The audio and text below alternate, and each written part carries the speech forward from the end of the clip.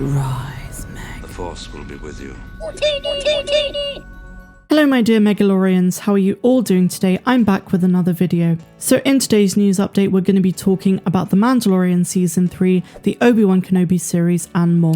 So without any more jibber jabber, let's dive straight into it. So I've spoken about Mara Jade and the possibility of her finally becoming canon in the upcoming third season of Mando. Given the fact that we're finally going to get Grand Admiral Thrawn in live action form, whether that's in the Ahsoka Tano series or in The Mandalorian, it proves that Filoni and Jon Favreau are open to the possibility of using Thrawn Trilogy material in The Mandalorian and bringing it into canon. Now I know Thrawn was already canon in Rebels, but maybe his introduction will nudge them to include more material from the expanded universe. I already made an entire video dedicated to how Mara Jade could be brought into canon, but here's another possibility. What if they bring in Luke's forgotten love interest, Mary? Now I know this is a bit more of a stretch than Mara Jade, but I came across an article that basically gives a convincing pitch for this character. So I will read it to you now and give you my thoughts. Romance plays a big role in Star Wars and the space opera genre as a whole, so it's strange that the original Star Wars protagonist Luke Skywalker never got a love interest in canon. Luckily, one of the first Star Wars comics briefly introduces a love interest that could be the perfect inclusion for The Mandalorian Season 3, and help to explain his decline in the sequel trilogy into, of course, what Mark Hamill called Jake Skywalker. In Star Wars issue 89, published all the way back in 1984, Luke aids a rebel uprising on the planet of Soleil. The lead freedom fighter is shot and killed, but Luke is consoled by the beautiful blonde Mary, who assured him the best way to honour his memory is to keep going. Later, when the Empire-sympathising government is overthrown, Luke wants to start working to rebuild a new, fairer government, but Mary convinces him to let the Soleil people celebrate their victory. All along we see Luke's thoughts about Mary. He's falling for her very fast. He finally asks if they could talk alone, which is of course when the Empire invades to squash the uprising before it can get too far. Mary is unfortunately caught in blaster fire, but Luke summons her injured body to him using the Force. Mary dies in his arms, but not before telling him she loves him and to think of what could have been. Although this is a short-lived moment, it provides a much-needed reminder that Luke is more than just the hero of the rebellion. He's also a young man thrust into a situation far bigger than himself. The one time he let his guard down and allowed romance to creep in, it had fatal results. Including this love interest in The Mandalorian Season 3 over his other non-canon love, Mara Jade, would actually help the Star Wars canon as we know it, by underlining why attachments are so discouraged in the Jedi Order. Just as Ahsoka had issues with Grogu because she could sense the attachment with Din and was reminded of Anakin, Luke could be reminded of Mary and know that attachment isn't just distracting, it can be dangerous. Mary evidently is not like most other Star Wars characters, even her name is not Star Wars-like. But this outlier character or someone inspired by her could further add to the loss that Luke has experienced and further explain why he eventually goes into exile so many years later on Arc 2.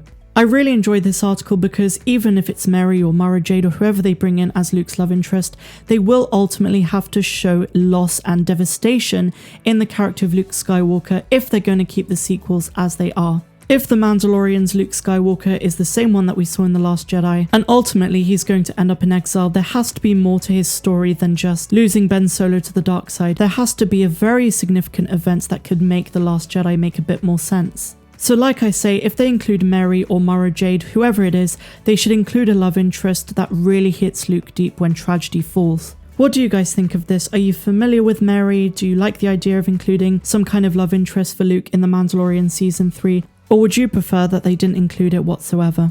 Now, speaking of love interests in The Mandalorian, I also think it's a possibility that we are going to see Omera again, and the theme of family and love may come up a second time for Din Djarin. So let me know your thoughts down below, and now let's talk about Obi-Wan Kenobi. So this is how Ewan McGregor's Obi-Wan Kenobi show will be more like The Mandalorian than the Star Wars prequels. This can come as good news or bad news depending on your perspective. I know I have such a broad audience of people who either love the prequels or hate the prequels, so let's look at it now. The final chunk of 2020 was a huge one for Star Wars fans, with The Mandalorian's second season bringing a bunch of beloved characters into live action for the first time. Not to mention all of the upcoming shows and spin-offs. Amongst these, one of the most anticipated is Ewan McGregor's Obi-Wan Kenobi, and judging on the filming location, it may confirm that the show is going to be more similar to The Mandalorian than George Lucas's prequel trilogy. While speaking with comedian Eddie Izzard, Ewan McGregor naturally got into some Star Wars talk, with the Obi-Wan TV show having been on the table for quite a while by this point. So this is what Ewan McGregor said. "We start making it in the late spring and we're going to be shooting it here in LA. It's so funny, every week there's a new report. My dad was sending me links saying, hey, I thought you were shooting it in LA, because there's another tabloid expose that was shooting it in some bizarre town somewhere. Then we're meant to be making it in Boston, and then we're meant to be making it, no, it wasn't Boston, it was Boston, England, but we're not, we're shooting it in LA. So then Ewan McGregor goes on to say, we're shooting it much in the way the Mandalorian series was shot. We're using some of that technology. I really like it, and I liked the format of it. I liked the Western nature of it, like it's an old-fashioned TV Western, you know. It's brilliant. So here he's talking about the virtual set that was set up. The geniuses at ILM created a massive virtual set dubbed The Volume, which has been a revelation for Jon Favreau and the whole Mandalorian crew. That setup allowed the Mandalorian's cast and crew to basically film the entire series in one place, with The Volume's key advantage being powerful GPUs that are able to render backgrounds in real time that match up with the movement of the camera. Director Deborah Chow likely won't be filming the entire series using The Volume, although it would make sense to utilize it as much as possible while the pandemic is still raging on. Now, judging from what we got in The Mandalorian, this virtual set is absolutely amazing, and the backdrops for various planets are incredible as well. So I'm happy with it either way if they're going to use the virtual set, which we know looks absolutely awesome, or if they're going to film some scenes on location. As we learned from the Disney Gallery for The Mandalorian Season 3, the episode titled The Tragedy was filmed on location rather than using the virtual set. So using a bit of both can be very advantageous. Either way, I'm sure it's going to be an absolutely incredible series. And while we currently live in a time where there are travel limitations, I think using the virtual set really expands what you can do in 2021 with technology when you're trying to make a Star Wars series as incredible as Kenobi is going to be. It's the rematch of the century, as Kathleen Kennedy put it.